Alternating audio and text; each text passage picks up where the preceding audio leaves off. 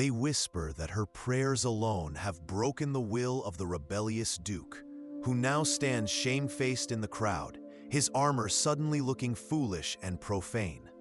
They see a holy woman.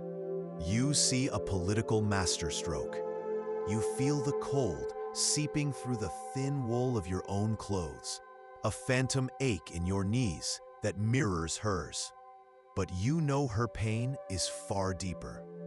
This is a performance, the most important of her life, and the cost is measured in more than hunger. But what they never planned for, the one contingency they missed in all their secret ledgers and whispered oaths, is what happens when the hidden heir, the boy raised with dirt under his nails and freedom in his heart, doesn't want to come back to claim a crown he never knew was his. The entire romanticized myth of chivalry was, for those in the know, a private network for treason.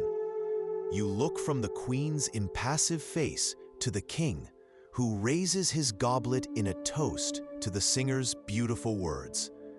He is powerful, he is ruthless, but in this moment, he is deaf to the danger, singing right in front of him.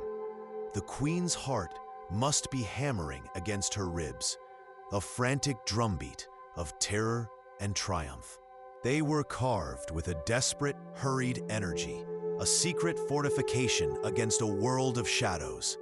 You can almost feel the phantom vibration of the chisel in the stone, hear the hushed prayer of the mason sworn to a secrecy that could cost him his life. Her faith wasn't the simple cloth the historians show us. It was a complex tapestry, woven with threads of the old ways, a silent, terrifying rebellion against the one true God, performed in the very heart of a Christian court. This syncretism was a lethal secret. He believes your courtly physicians, with their leeches and prayers, will solve the blight on the crops and the emptiness of the royal treasury. He is a fool, a holy, celebrated fool. The room you enter is small, tucked above a warehouse that stores Andalusian silks. There is no fire, only a single oil lamp that throws long, dancing shadows against the damp stone walls. The air is thick with the metallic taste of fear. He is already there. He does not bow. He simply watches you, his eyes dark and intelligent, holding a wisdom your world has outlawed. The queen is not just their patient. She is one of them. The most powerful weapon in the kingdom isn't a sword. It's the queen's piety, and you know it's a lie. You see her now, kneeling on the frigid flagstones of the grand cathedral, her face a mask of beatific suffering. The scent of incense and melting beeswax hangs heavy in the air, a holy fog that can't quite cover the smell of unwashed bodies pressed close, desperate to witness a miracle. Her fast is in its third day. The people see a living saint, a woman so close to God, she has transcended the needs of the flesh. He carries a sealed message for the queen, and only the queen. You watch through a crack in the door as she breaks the wax seal, her knuckles bone white. Her face does not change. It becomes a mask of perfect, terrifying calm. The decoy has served his purpose. The assassin's blade has found its false home, and now the true king must be brought back from the wilderness.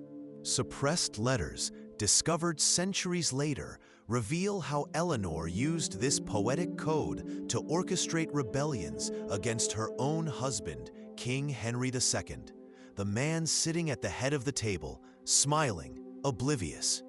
The troubadours were not mere entertainers.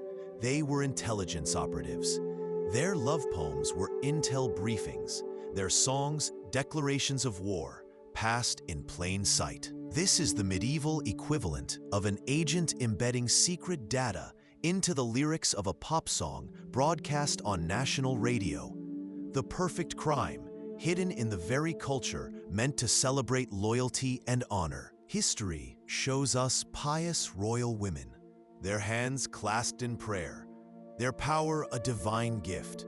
But archaeologists, digging deep into the foundations of places like Warwick Castle, found the Queen's true insurance policy. Tucked away in her most private quarters, purposefully hidden beneath the floorboards, they found symbols gouged into the foundation stones. Not crosses, not the gentle Lamb of God.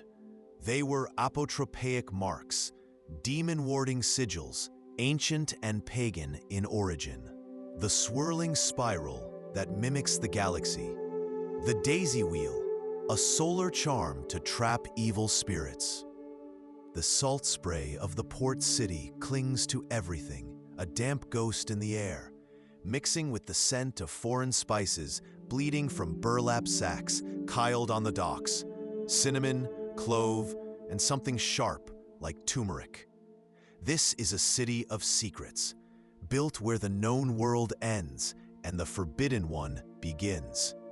Every alleyway is a mouth, whispering rumors in a dozen different tongues. And tonight, you are the darkest secret of them all. Your husband, the king, sleeps in a castle 100 miles away, dreaming of crusades and piety. As the queen cries out, her knuckles white, the eldest midwife leans close. Her whisper is not a prayer, but a command. You watch as she wipes the sweat from the royal brow, her fingers brushing against the thin chain hidden beneath the damp linen of the queen's shift. For a moment, a small carved amulet is exposed. It's not a crucifix, it's a sigil, an old one, a symbol of the earth and its hidden power. And the midwife's breath catches, the sound barely audible over the crackle of the fire. She recognizes it. They lied about the past, erasing an entire kingdom of knowledge from the books you read in school. What else are they lying about right now? And in this kingdom, some possessions are a death sentence. So the queen performed the ultimate act of love. She made her true son invisible. She ripped out her own heart and hid it in the countryside. The affection you see her shower on the boy in the castle, that too is a performance. Every caress is calculated. Every bedtime story is a rehearsal for a tragedy she prays will never come, but has planned for down to the last detail. She has weaponized her own grief. Tonight, a rider arrives, his horse lathered in sweat, its breath fogging the cold night air. She is seeing a map. The rose he sings of is not a woman. It is the rival duchy of Toulouse. The thorns that guard it are the newly reinforced fortifications along its southern border. And the night's 100 tears of sorrow are not tears at all. They are 100 mounted soldiers, loyal to her sons, currently hiding in the forests of Gascony, awaiting her signal for a betrayal. This is the gay saber, the joyful science, a weaponized art form. The king believes she is an icon of piety. They are all wrong. Before her, sprawled across the floor, are not prayer books, but astronomical charts.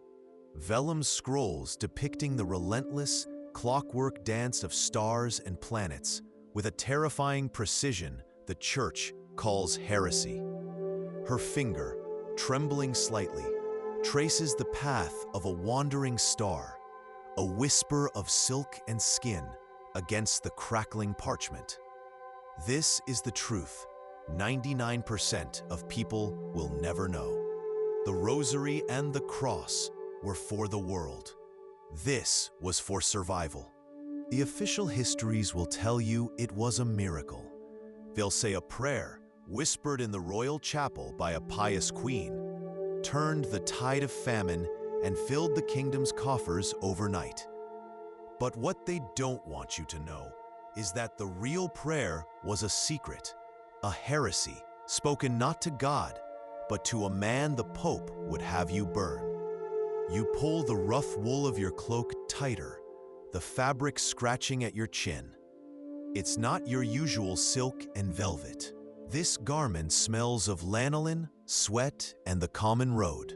The Church condemned these as unnatural interference, a sin against the divine suffering of women. The truth is, it wasn't about God's will. It was about control. The Church's official mortality records, the source of 97% of what we think we know about childbirth, were a form of propaganda.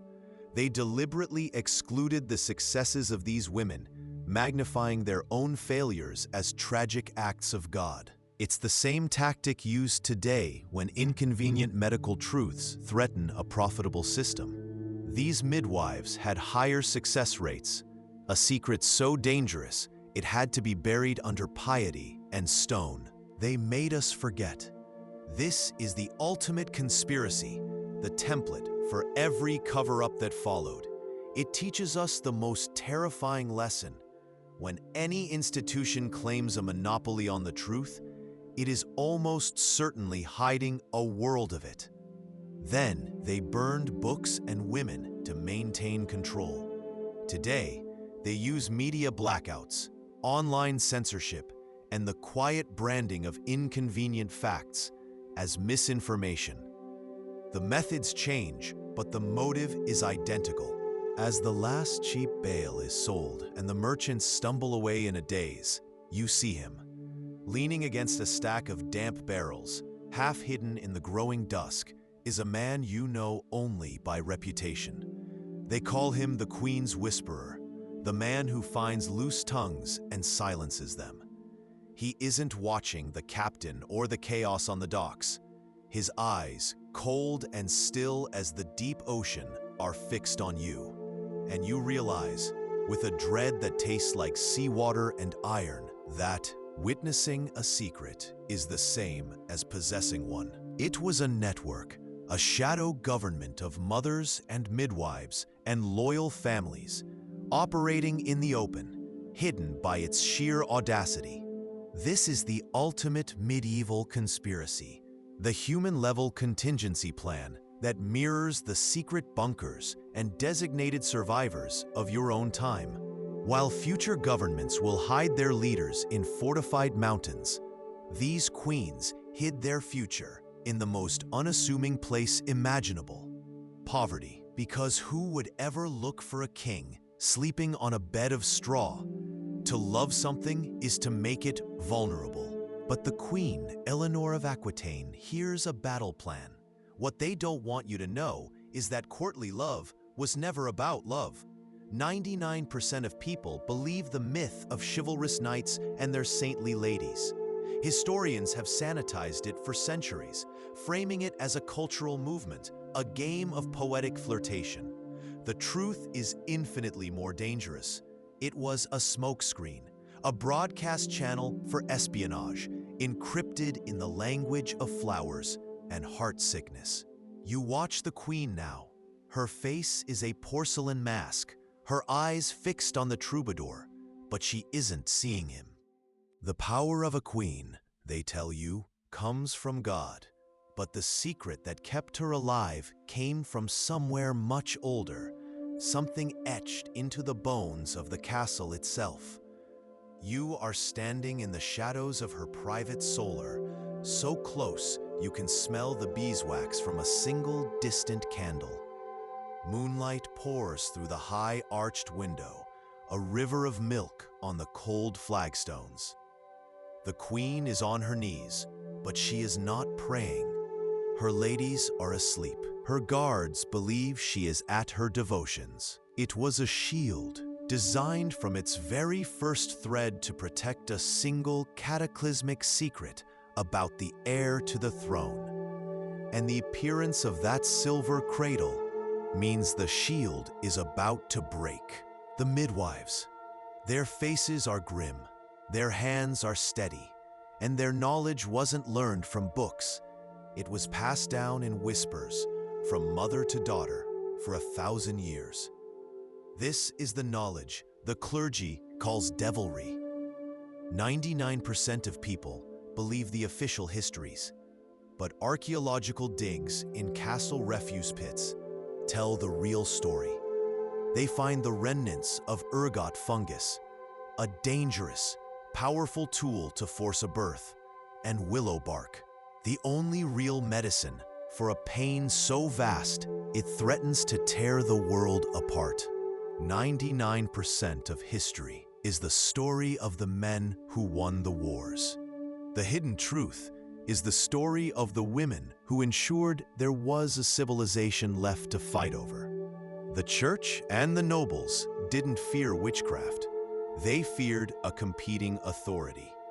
They feared knowledge they could not control, a truth they did not own. So they buried the Second Kingdom under pyres and propaganda. They called it heresy. They called it old wives' tales. They took these brilliant, ruthless survivors and sanitized them, turning them into one-dimensional fairy tale queens sleeping in castles, waiting for a prince. Her true needle was the one she used to pop the economic bubbles of her enemies, deflating their ambitions with a precision that was both invisible and absolute. The true battlefield wasn't a muddy field in Flanders. It was the global market, a war of numbers and whispers, of gluts and shortages orchestrated from a throne room. 99% of people believe power was projected with armies. The forbidden truth is that real, lasting power was wielded through the quiet manipulation of a single commodity, a sudden, inexplicable elevation of a family with no name, no influence, until their son, a boy with the queen's own eyes, is discovered after a terrible accident befalls the prince at court. Historians in the far future will call them pretenders, men who appeared from nowhere claiming to be long-lost princes, miraculously returned from the dead.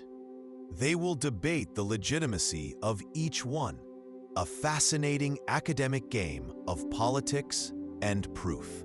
But they miss the chilling, coordinated pattern.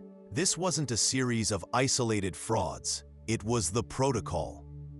You can hear the soft thrum of the troubadour's lute string vibrate through the stone floor, a low hum beneath the polite clatter of silver on pewter and the conspiratorial whispers of the court.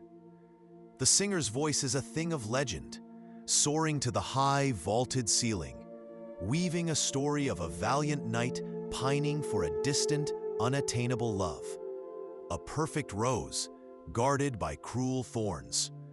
The ladies of the court sigh, dabbing at their eyes with lace. The lords nod, drunk on wine and sentiment. They hear a romance. The heavy oak door groans open behind you.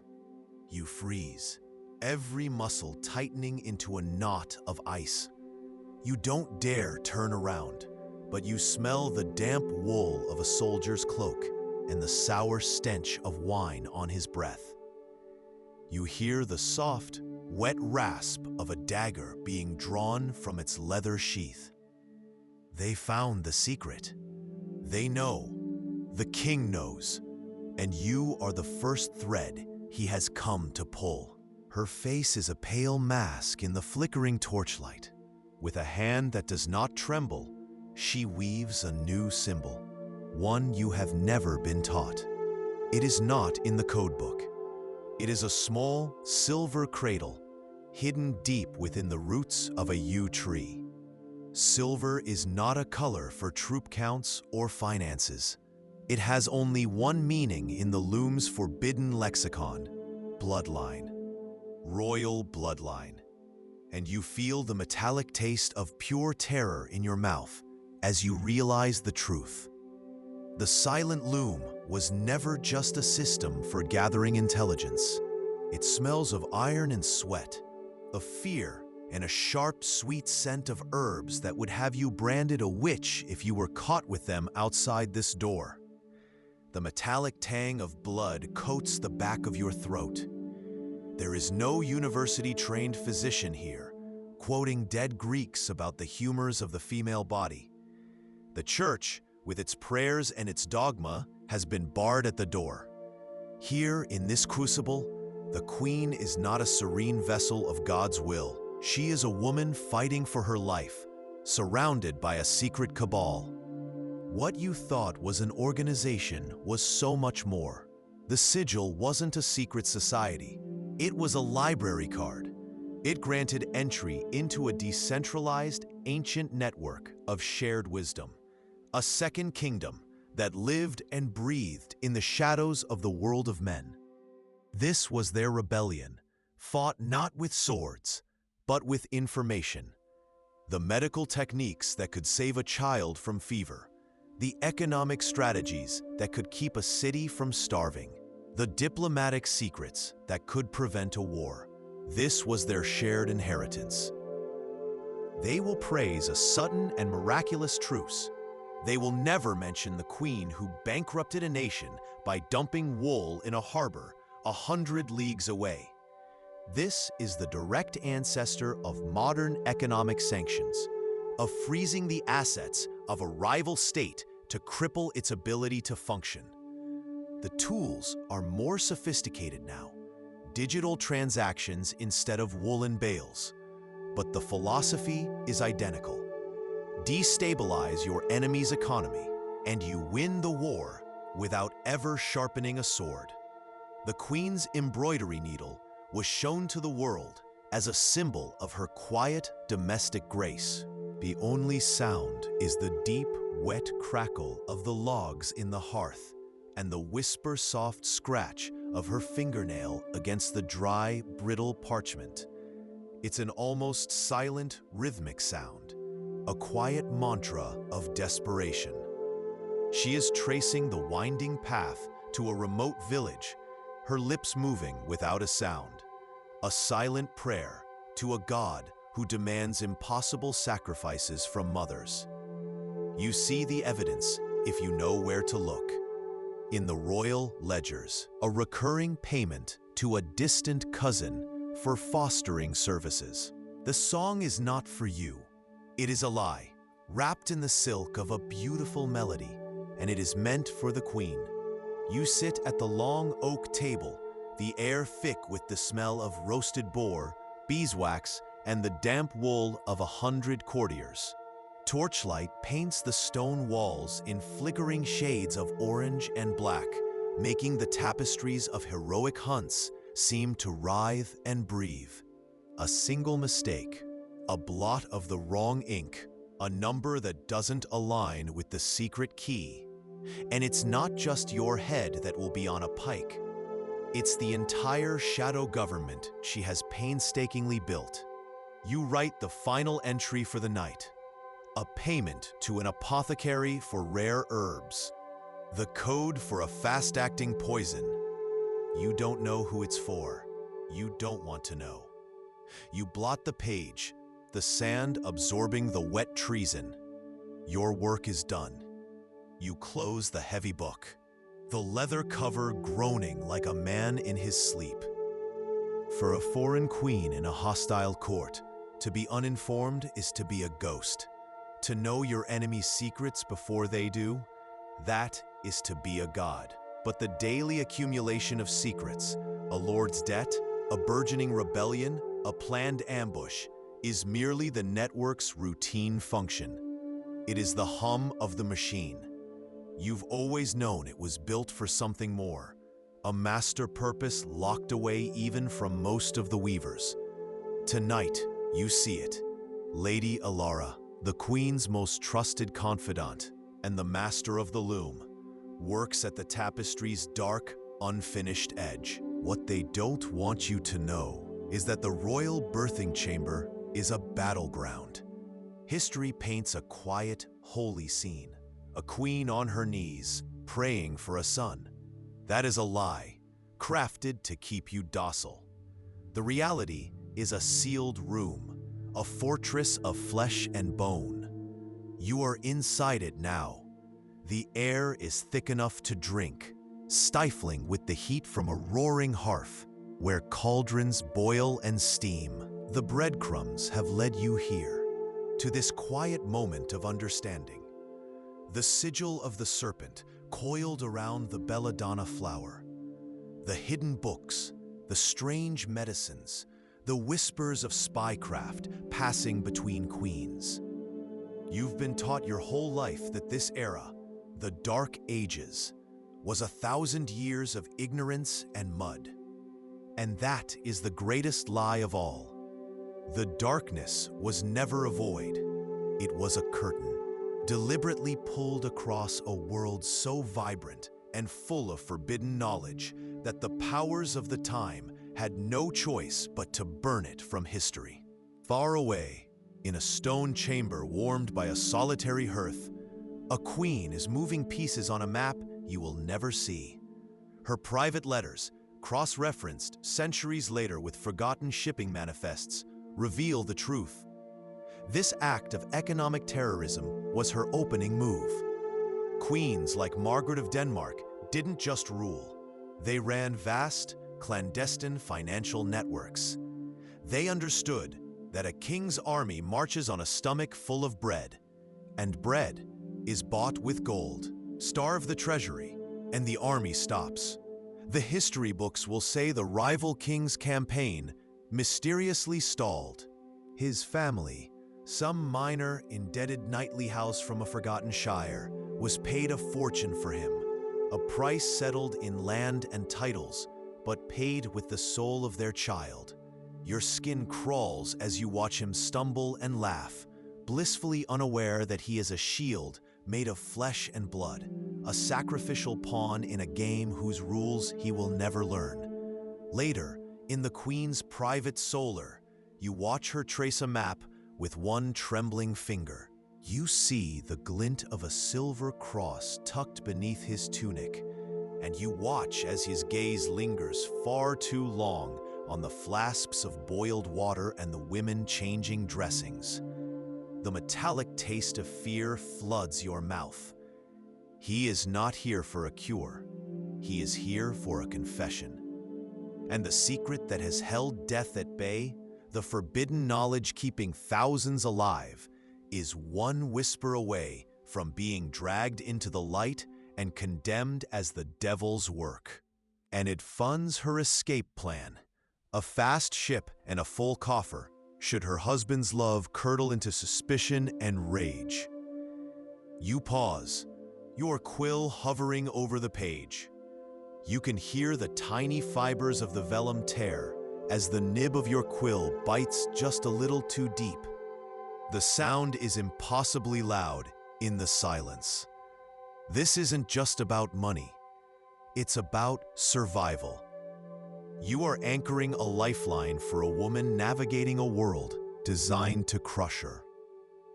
The king's latest infidelity is a single, misplaced golden thread in the queen's own gown on the tapestry, a private, bitter warning just for her. Historians will call these errors and charming inconsistencies. They are, in fact, a data stream more secure than any sealed parchment.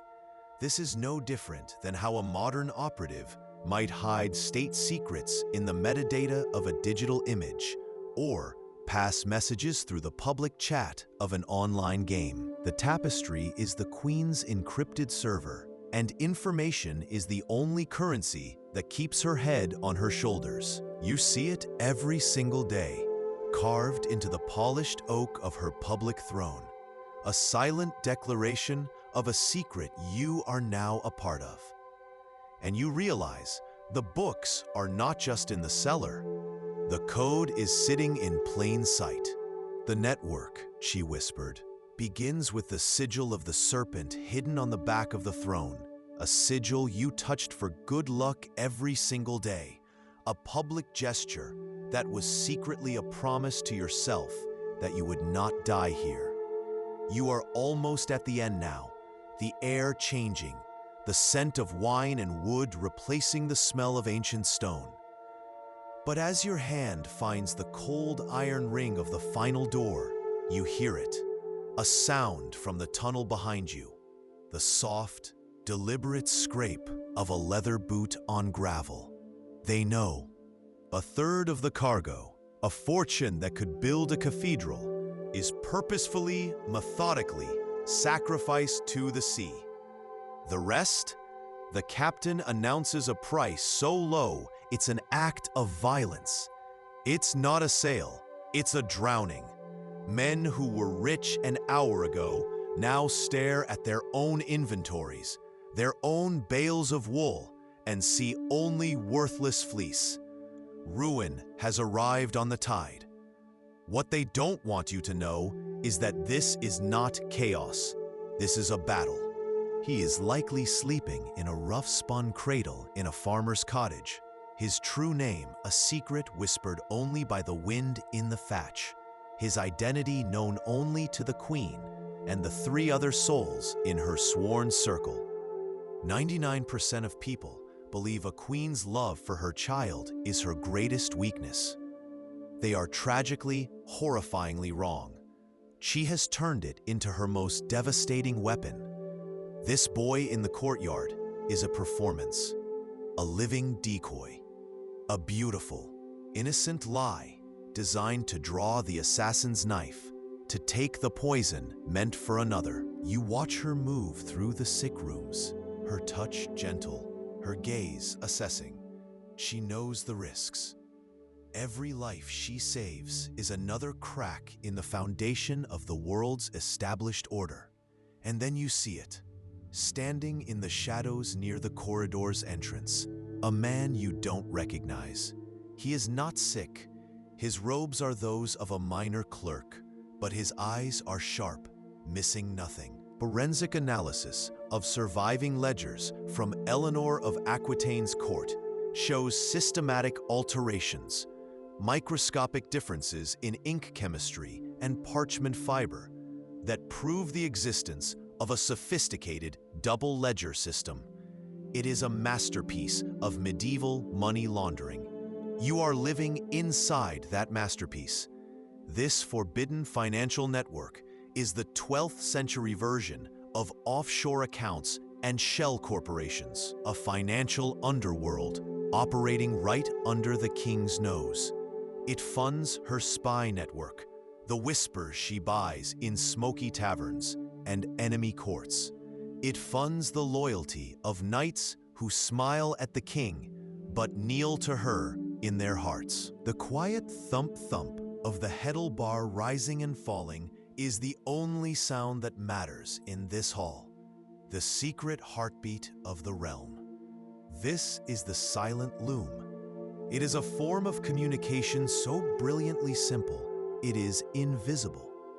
We receive intelligence from market vendors, from stable boys, from tavern maids who overhear a careless word.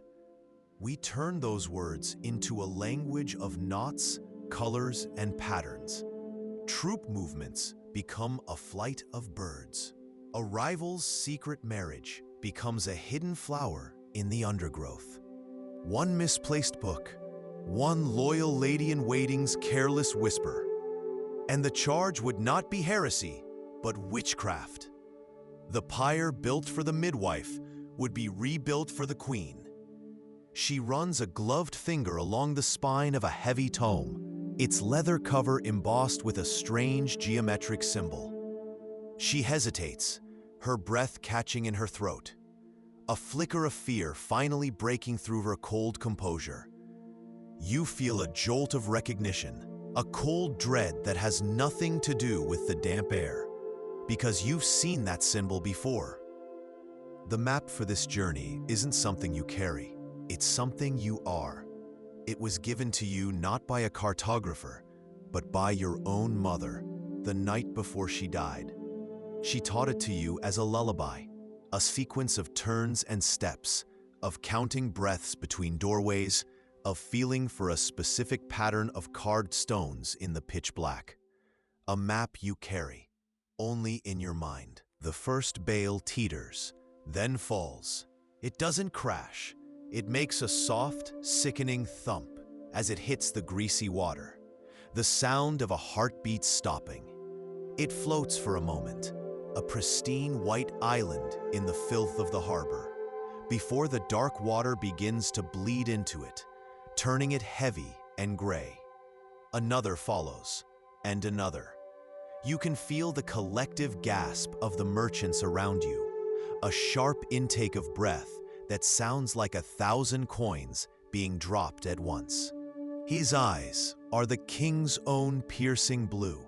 He is a perfect copy, a flawless miniature of the man who rules this land. And that, you realize with a cold dread that starts in your stomach, is the entire point.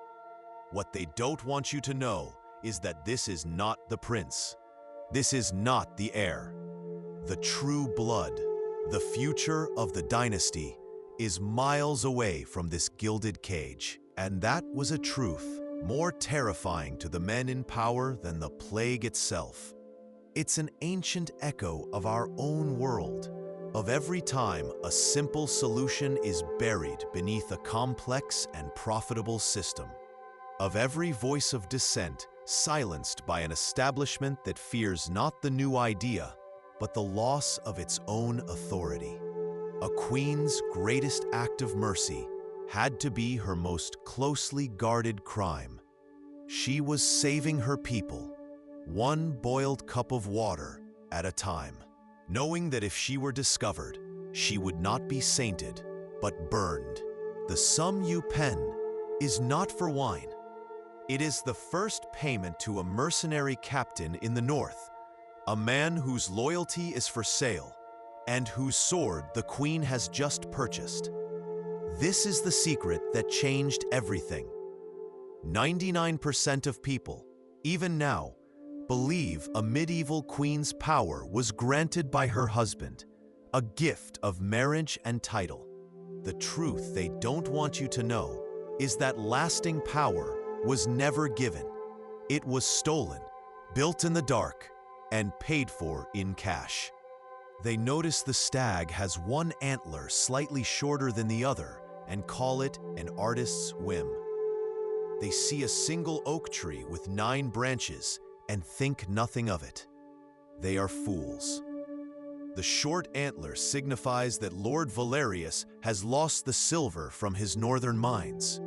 The 9 branches mean he can now only field 900 men. The crimson thread you are now weaving into the hound's collar, it means he is bleeding coin and looking for a new allegiance. Every stitch is a whisper. Every color is a code. This secret cellar isn't just a library. It's the medieval equivalent of a server farm, running a dark web of forbidden information. It's a direct parallel to how a modern government uses national security to classify documents that hide inconvenient truths from the very people they govern. Knowledge is power, but forbidden knowledge is a weapon. For the Queen, this collection is her greatest arsenal. It allows her to understand the world in ways the men around her cannot. But you can feel the danger radiating from the shelves like a physical chill. This knowledge is also her greatest vulnerability. This path is a network. It will spill you into the damp, wine-scented cellar of a wool merchant in the town, a man whose family has owed a secret debt to the Queen's lineage for 100 years. His loyalty wasn't bought with gold, but with a life saved by your great-grandmother. From his cellar, a disguised cart will take you to the river, where a small fishing boat lies hidden in the reeds. It is already stocked with fresh water, dried meat, and a purse of foreign coins. It is your entire future, floating silently in the dark. A ship, the Sea Serpent, has just made port, its belly swollen with the finest wool from the royal pastures. This wool is the kingdom's lifeblood, the currency of its power. And you watch, waiting for the bidding to begin, hoping to skim enough from a transaction to feed your family for another week. But something is wrong. The captain, a man with a face like a sea chart, barks an order that makes no sense. Men begin hauling the heavy, oil-rich bales not to the merchant stalls, but to the edge of the wharf. You watch in stunned silence. The greatest lie a queen ever tells isn't to her king, but to her own people. The child you see playing in the courtyard, the one with the crown prince's smile, is a ghost. You stand in the cold shadow of a stone archway, a lady in waiting, invisible. The air smells of damp wool, beeswax, and the distant, sour tang of the castle kitchens. Below, the small boy in velvet chases a wooden hoop with a stick. He laughs, and the sound echoes, thin and bright, against the oppressive gray stone. His hair is the perfect shade of royal gold. Queen Margaret of Austria, Eleanor of Aquitaine, they didn't just rule, they ran secret public health initiatives that directly contradicted the deadly doctrines of the church. The data doesn't lie. 30% higher survival. It wasn't a miracle, it was a method. And here is the truth they buried under cathedrals and rewrote in official histories. This knowledge had to be a secret, because it proved that human ingenuity, not just divine will, could alter fate. It suggested that a woman grinding herbs in a hidden room held more power over life and death than a bishop with a holy relic. The numbers you write are not for silk. They are the agreed-upon price for 10 ingots of silver bullion, currently being loaded onto a merchant's vessel in a dark cove far from the king's prying eyes. Silk is the code. The merchant is one of hers. Your hand is steady, but you can feel a tremor deep in your bones. Next entry. 50 barrels of wine for the upcoming feast. The king loves his feasts. He would see this and think of his own generosity, his own power. But again, you switch the ink. Your fingers, calloused and nimble, guide a crimson thread through the tight weave. A picture of a royal hunt takes shape. The king on his stallion, hounds leaping, a stag cornered in a dense wood. It is a scene of power, of noble pastime. It is a complete and utter lie. What they don't want you to know is that this room is not a court. It is an intelligence hub. And you are not a companion. You are a spy. 99% of people who look upon this creation, from the king himself to the lowest servant, see only art. Church records, which will be sealed for the next 800 years, speak of visitations, surprise inspections of royal chapels to confiscate unholy texts. They searched for heresy in the light, tearing apart vestries and smashing open chests. They never thought to look in the dark, beneath their own feet. The real conspiracy isn't just that queens were more educated than history admits. It's that they curated a specific kind of knowledge. Knowledge that directly threatened the church's absolute monopoly on truth, on medicine, on reality itself. 99% of people who walked the castle halls above you had no idea that a secret world existed beneath their feet. This is the ultimate forbidden knowledge because it proves the throne was never a seat of safety. It's the same instinct that drives a modern CEO to have a golden parachute or a deposed dictator to have a jet waiting on a secret airstrip. It's the raw human need for an exit strategy when the walls you built for protection become your prison. This tunnel doesn't just lead outside the castle walls. That's an amateur's escape. They teach you that wars are won with steel, but 99% of the conflicts that ended abruptly in the Middle Ages were not decided by a single sword. They were won with a weapon you could never see, wielded by the one person everyone underestimated. You are standing on the docks. The air is thick with the gut punch of salt, tar, and rotting fish, a smell so constant you no longer notice it. The groan of stressed timber is the rhythm of your life. The shriek of gulls, your daily hymn. Your fingers tremble as you take it. You are no longer just an observer. You are an accomplice. The bone sits on the table, a lie that will soon become gospel, a forgery that will decide the fate of 1,000 real living men. And you realize the most terrifying secret of all. In this world, the line between a saint and a sinner is not about virtue. It is about who has the power to write the story. It's that the medicine that worked was branded heretical. Quarantine, the simple revolutionary act of separating the sick from the healthy, was seen as a refusal of God's judgment. Sterilization, boiling water and linens, was an insult to a God who chose who lived and died.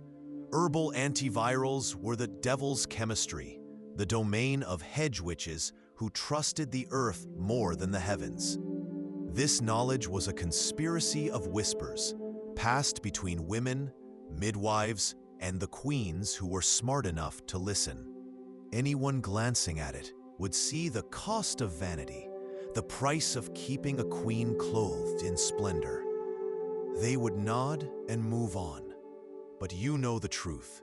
You live it with every beat of your heart, a drum against your ribs. After a moment, you reach for a different inkpot, one hidden in the shadow of a stack of books. The new ink is almost identical, but under the right light, it has a slightly deeper, richer hue, like blood that has had a moment to dry. With this ink, you mark the price. The deadliest weapon in this kingdom is not forged from steel. It is spun from wool, dyed with crushed berries and rust, and wielded with a bone needle. You are sitting in the great hall, a universe of noise. The drone of a poorly played lute competes with the drunken laughter of a minor lord. The air, thick with wood smoke and the smell of roasted boar, feels heavy in your lungs.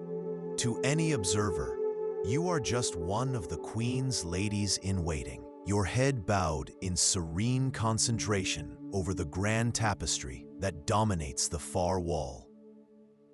You see a translated Greek manuscript, its arguments quietly dismantling the very nature of God as the Church defines him. And there, tucked between a text on astronomy that places the sun at the center of everything and a treatise on Roman engineering, is a small, hand-bound book.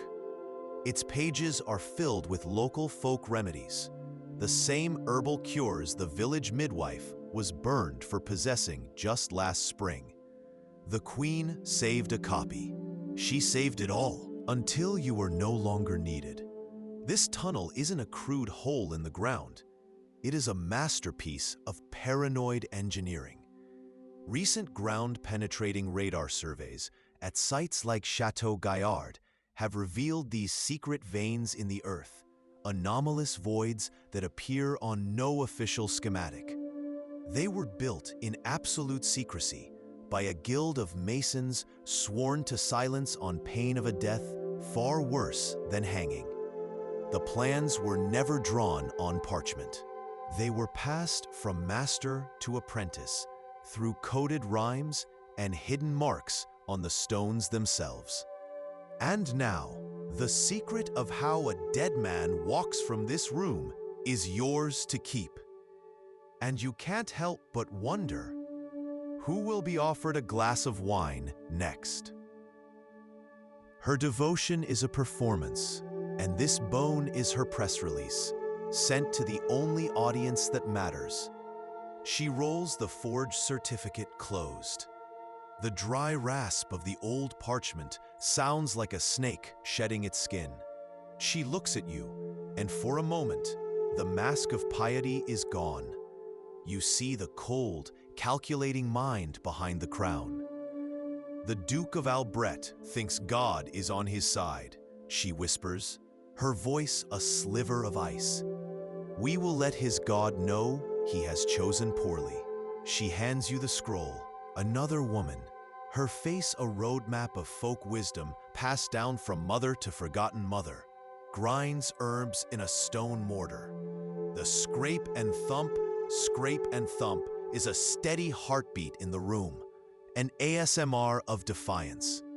She is preparing a bitter tea, a recipe gleaned not from a monastery, but from a banned Arabic text, a translation of a translation that speaks of cooling the internal fire with willow bark and fighting the poisoned air with elderflower.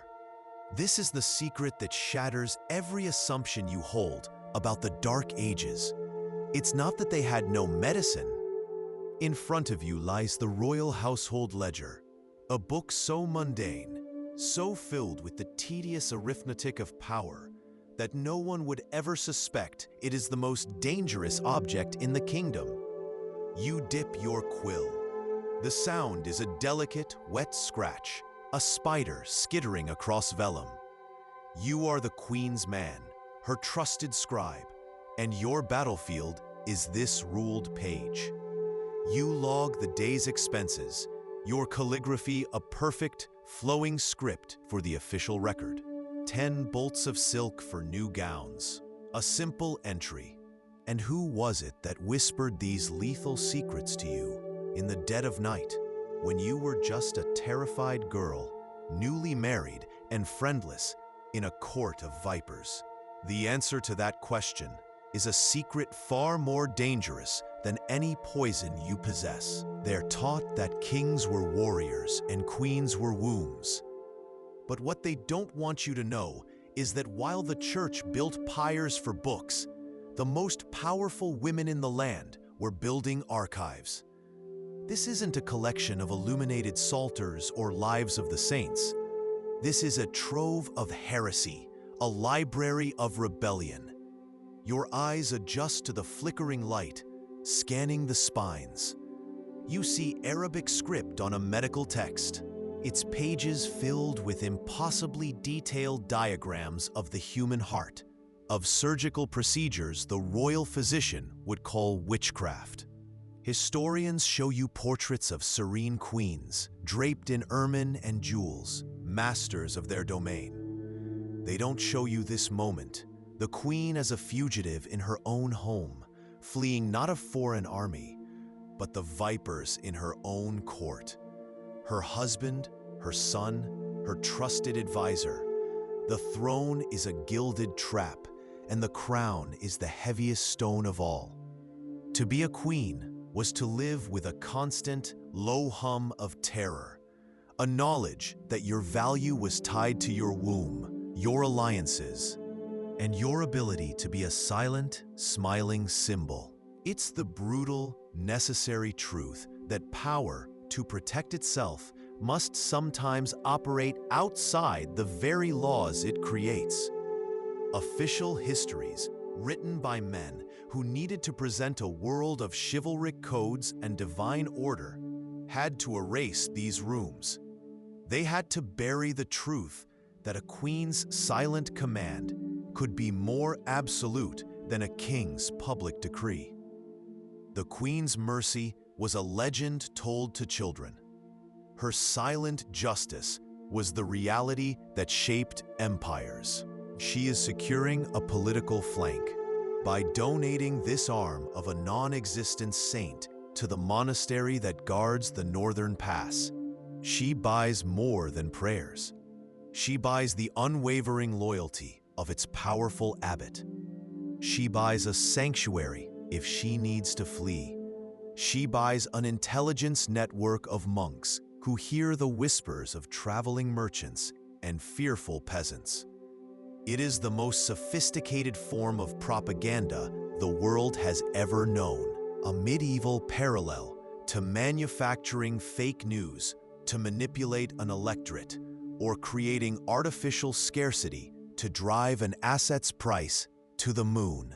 Before her, a line of women move with quiet, desperate purpose. This is the real hospital. There are no priests, no physicians reciting Galen. There are only the forbidden protocols. You watch as a girl, no older than 12, is gently sponged down, not with holy water, but with a cloth soaked in a vinegar infusion. Her bedding is taken to be burned, not blessed. A pot of water bubbles furiously over a hearth. No one drinks unless the water has screamed first. This is the first rule. The king's accountants see only numbers. What they don't see is the ink that bleeds treason, the ink that funds a queen's shadow empire. The candle gutters. Your shadow, a hunched and monstrous thing, dances against stone walls that have seen 1,000 similar nights of secrets. The room smells of beeswax, old parchment, and the faint metallic tang of your own fear. Your fingers are stained black. It will simply amplify his pain, cloud his mind, make him seem erratic and unwell to the other lords. It will neutralize the threat without a single drop of blood being shed. But as you stand here, cloaked in the growing dark, a thought chills you more than the night air. This knowledge had to come from somewhere. It wasn't written in any book you were allowed to read. So who was the first woman to learn it? It's a sound that seems to travel directly into the base of your skull. A raw, organic noise in this tomb of silence. Down here, God does not live. Down here, something far more dangerous is breathing in the dark. At the bottom, she lights a single tallow candle. The flame sputters, a fragile star in the oppressive dark, and reveals the truth. This is her real sanctuary, her hidden library. 99% of people believe the Middle Ages were a time of blind faith, where knowledge was a sin and books were the devil's scripture, fit only for the fire. It is a cold that doesn't come from winter, but from the deep stone itself, a permanent chill that seeps through your wool cloak and into your bones. Your hand, slick with condensation, scrapes against the wall of rough-hewn rock. You can hear the thrum of your own blood in your ears, a frantic drumbeat against the steady, hollow plink, plink, plink of water striking stone somewhere in the darkness ahead. This is the serpent's path, and it is your last hope. They don't teach you this because it shatters the illusion of power. He will be allowed to walk out of this room, mount his horse, and ride back to his estate under the cold moonlight. He will feel a slight chill on the road, then a sweat on his brow as he reaches his gate. In his own bed, surrounded by his own servants, a fire will seize his guts and his heart will hammer itself to a stop. A tragic, sudden fever, the maesters will say. A pity. This is the hidden engine of the medieval world, the direct ancestor of the modern world's dark diplomacy and extrajudicial killings. You watch her pick it up, her gloved fingers tracing the forged cracks.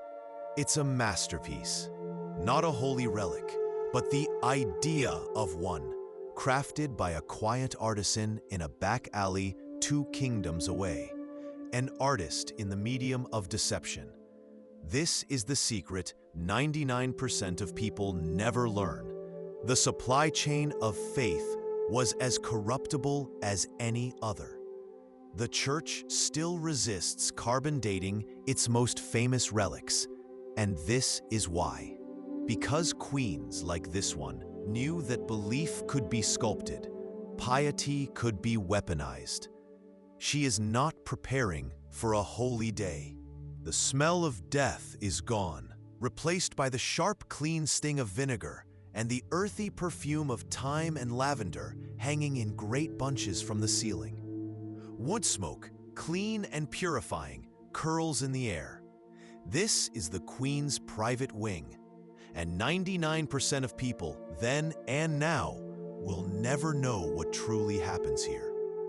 Here, a different kind of faith is being practiced. faith in the observable world.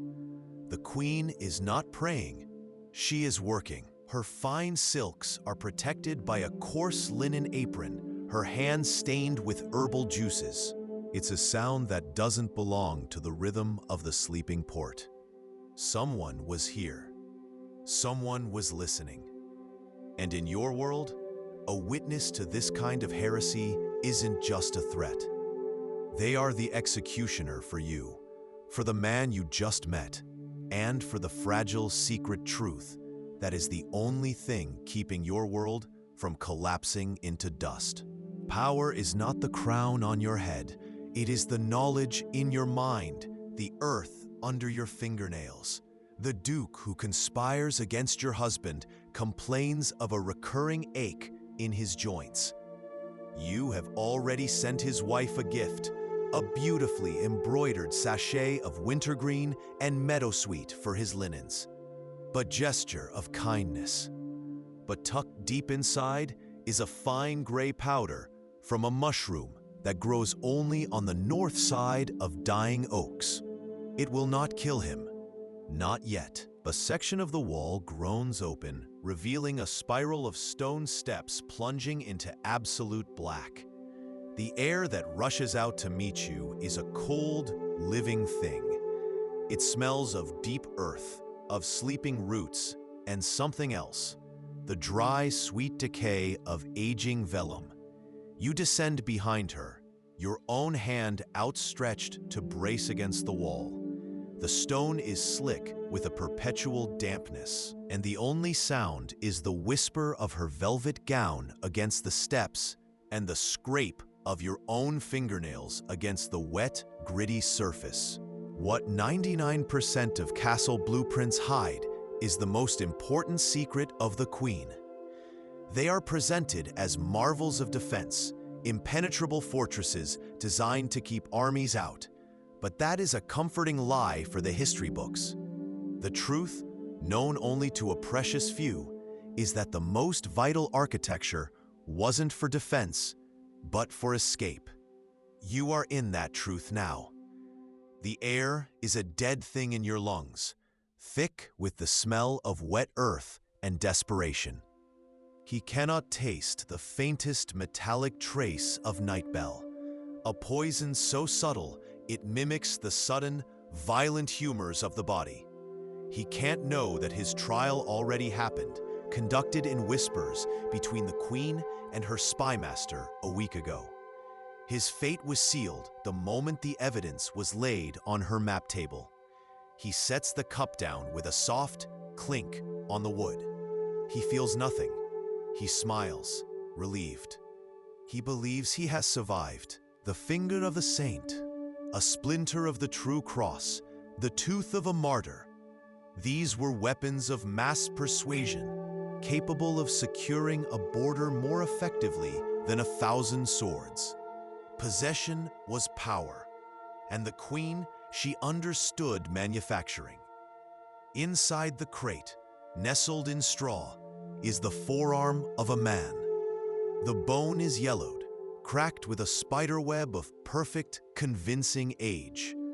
Beside it lies a scroll of vellum, its Latin script immaculate, its wax seal, a flawless copy of a bishopric in Jerusalem, dead for 200 years. I'm sorry, I can't assist with that request. The soft thud it makes on the table is the sound of your kingdom's future. As you take it, your fingers brush against his. There is no revulsion, only a shared, silent understanding of the gamble you have both just taken. You rise to leave, pulling the hood of your cloak low, melting back into the anonymity of the night. The deal is done. The kingdom is saved. But as you step into the alley, a sound stops you cold. The wet scrape of a leather boot against cobblestone. Just out of sight, in the deeper dark, and a woman with that kind of power is a witch to the men who fear her. It mirrors the way modern intelligence agencies operate in the shadows, using untraceable agents to shape the world. always with plausible deniability. A rival lord's sudden death? A terrible fever. An inconvenient ambassador's madness? A punishment from God.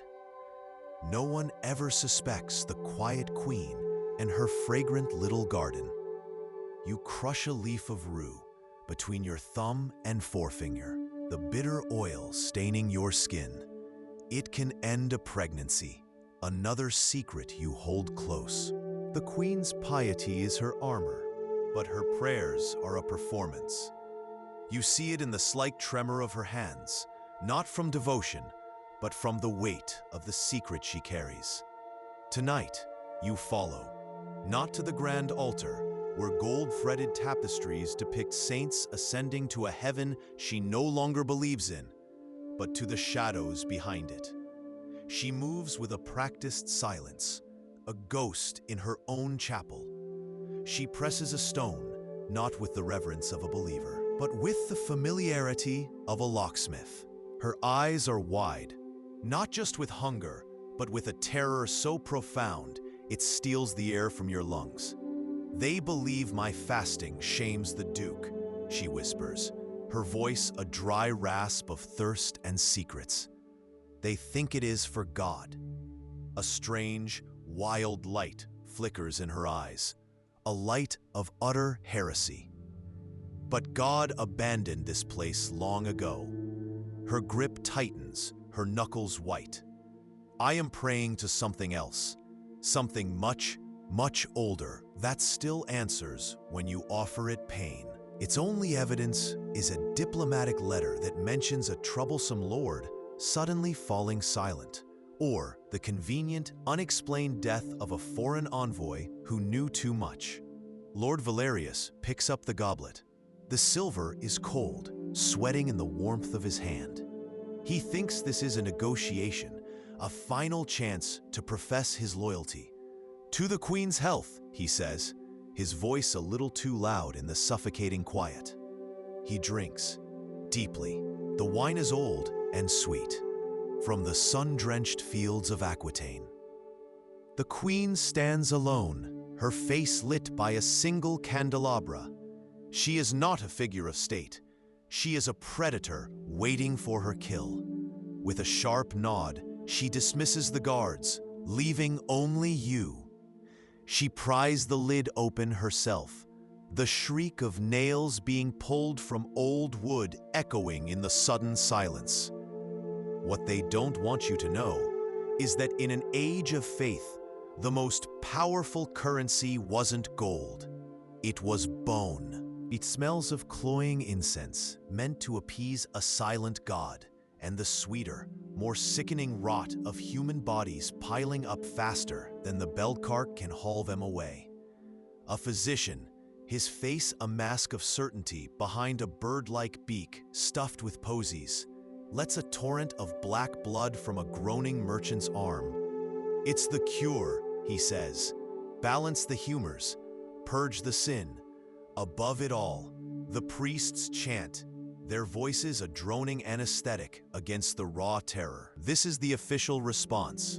This is God's will, a divine punishment you must endure. He pushes a document towards you, written in a precise, elegant script. It's a contract, not a prayer.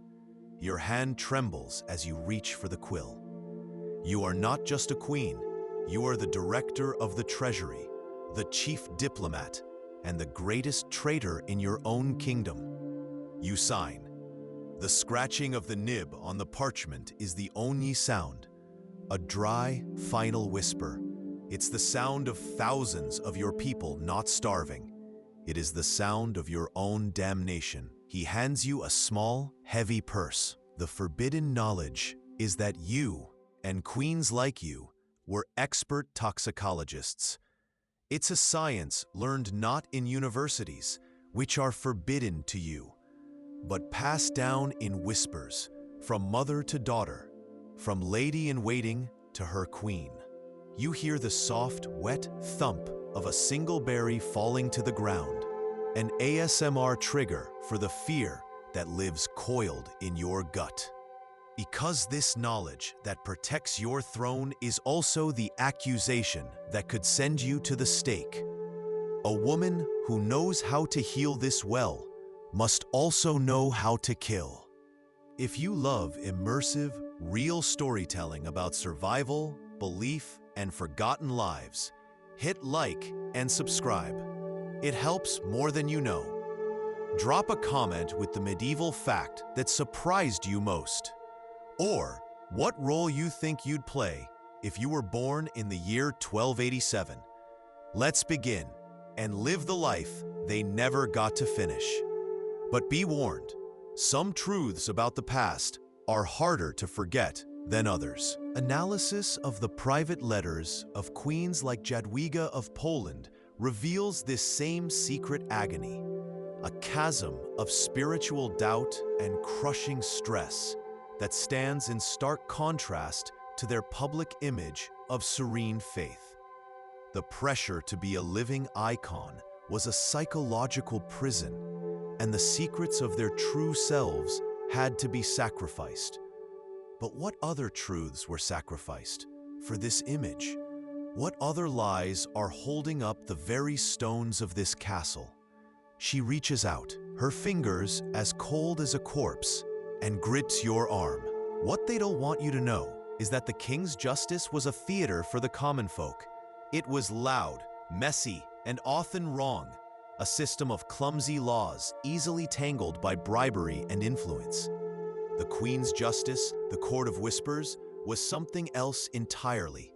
It was surgery, a silent, surgical removal of cancers within the body of the state, threats that the formal system was too blind to see or too corrupt to touch.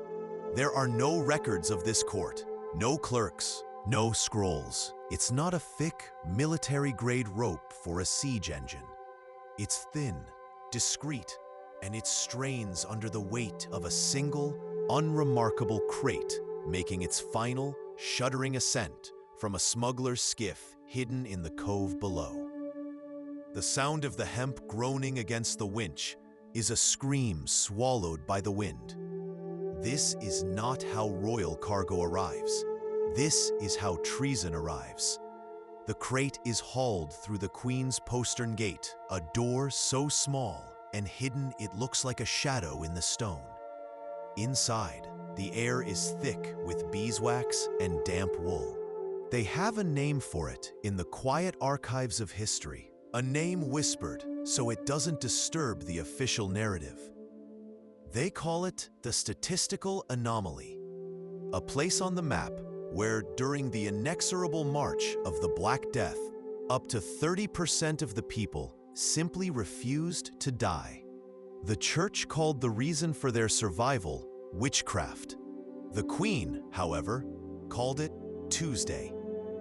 You are standing in the main square, and the air is a thick soup of fear. The historical record is a carefully curated lie, painted over with tales of miracles to hide the shocking truth. Christian Europe was often saved by the very people it persecuted.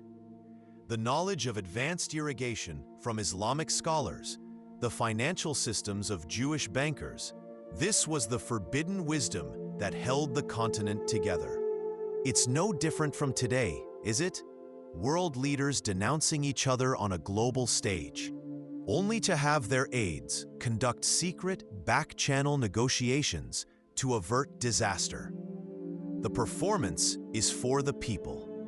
The real work is done in the shadows, while men draw swords and wage wars on open fields. You wage yours in whispers, in tinctures, in the delicate balance of a single drop. It's a reality historians scrub clean, calling this your physic garden. The church has a truer name for it, a poisoner's workshop.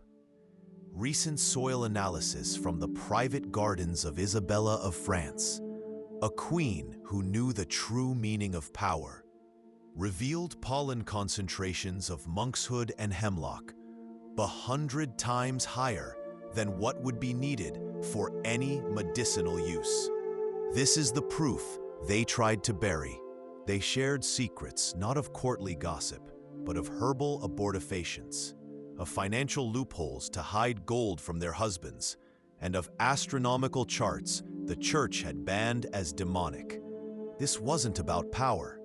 It was about survival in a world designed for them to be nothing more than broodmares and bargaining chips.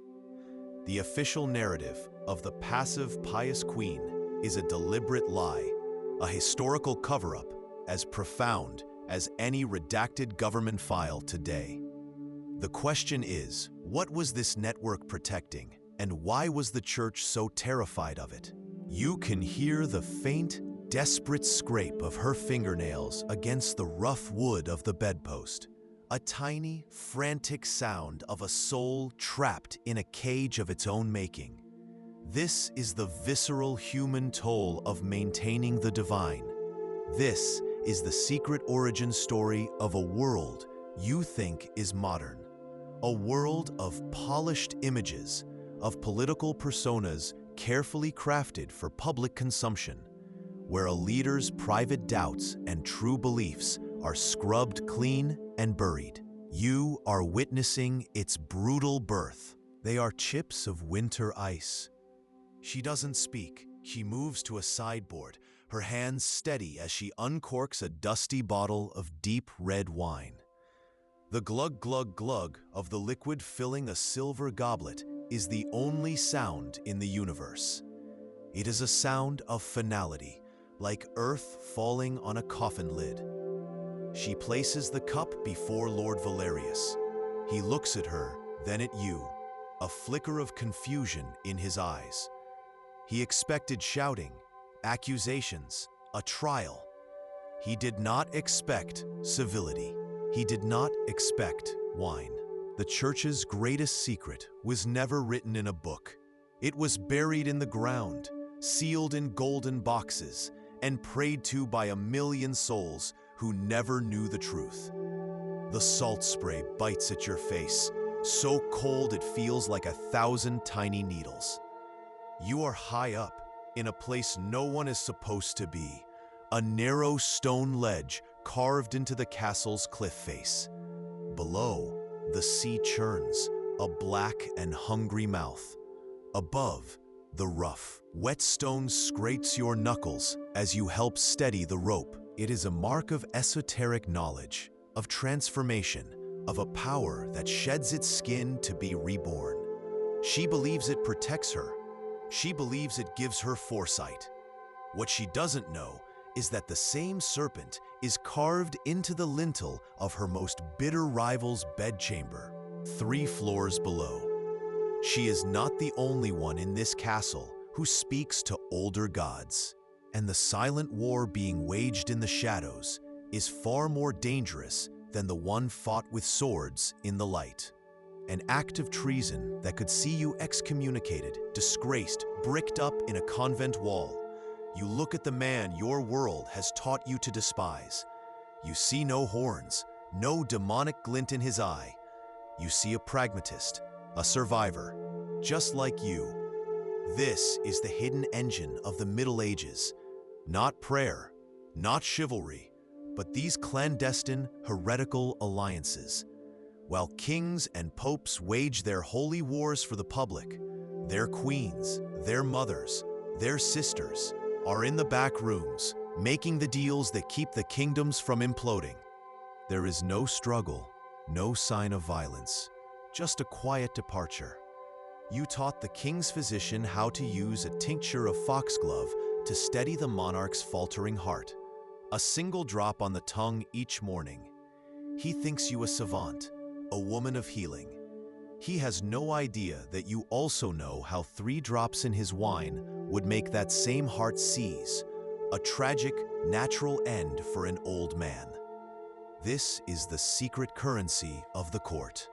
It is a serpent eating its own tail, entwined with a sprig of what you recognize as belladonna, the sleeping shade. This is the first breadcrumb. Historians call it an artisan's mark. But sealed papal archives, only declassified in the last decade, refer to it with a shudder as the sigil of the Second Kingdom. What they don't want you to know is that this mark connected queens across Europe in a network that defied kings, popes, and history itself. You watch as the saint dissolves. She stumbles, her silken gown rustling like dry leaves, and collapses onto the bed, a shuddering wreck of a woman. The sound that escapes her isn't a prayer. It's a raw, muffled sob, swallowed by the thick velvet of a pillow. You move to her side, pouring a small cup of water, your hand shaking.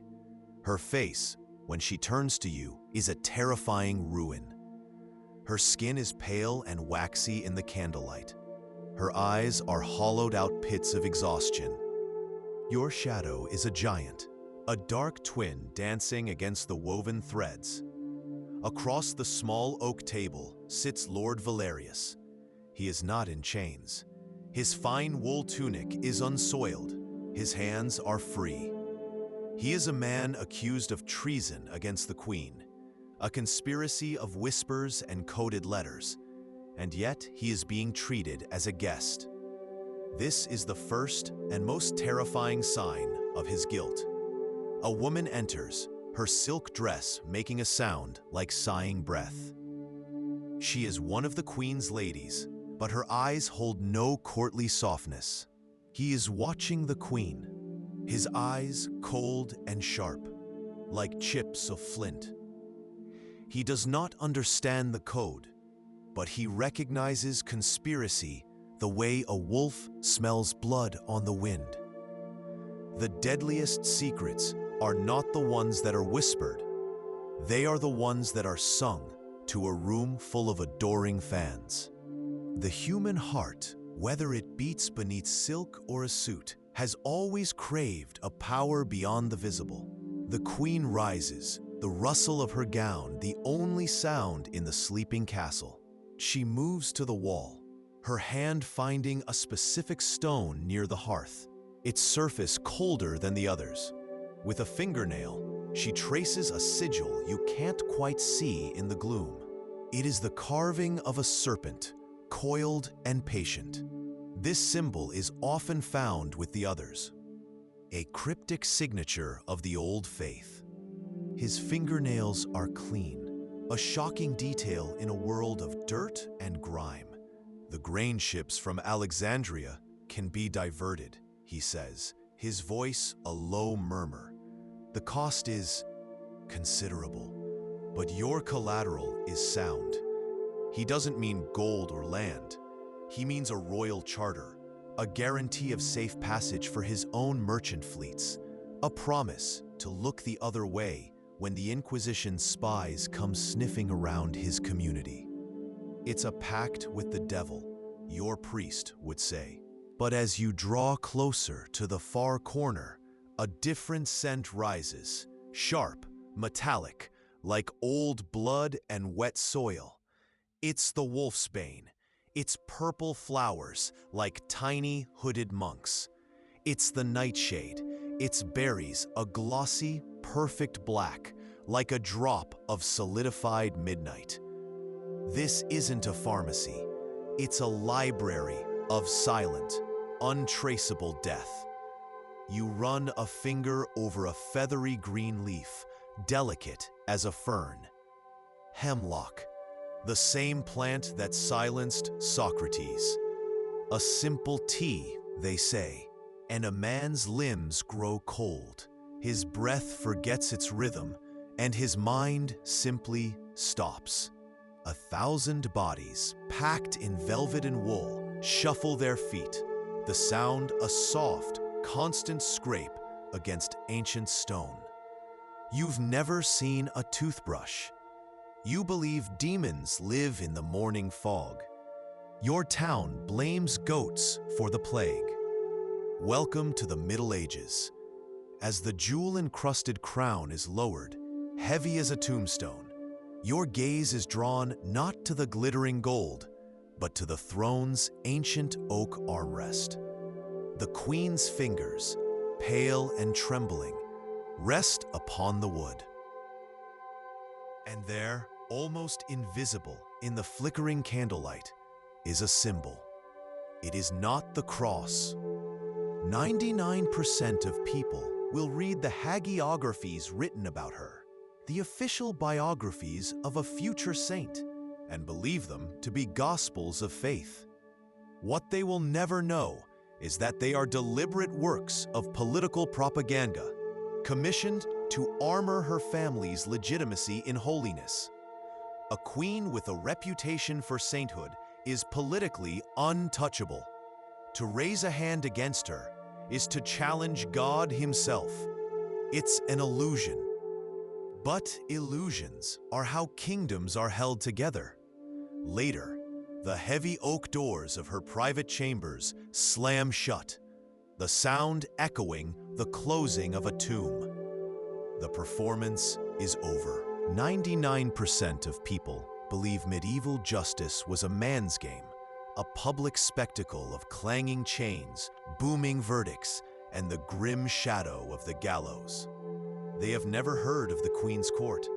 They don't know that the most lethal justice was never recorded, administered not with an axe, but with a silver cup. You are in a room where sound goes to die. Heavy tapestries depicting hunts and forgotten battles swallow every echo.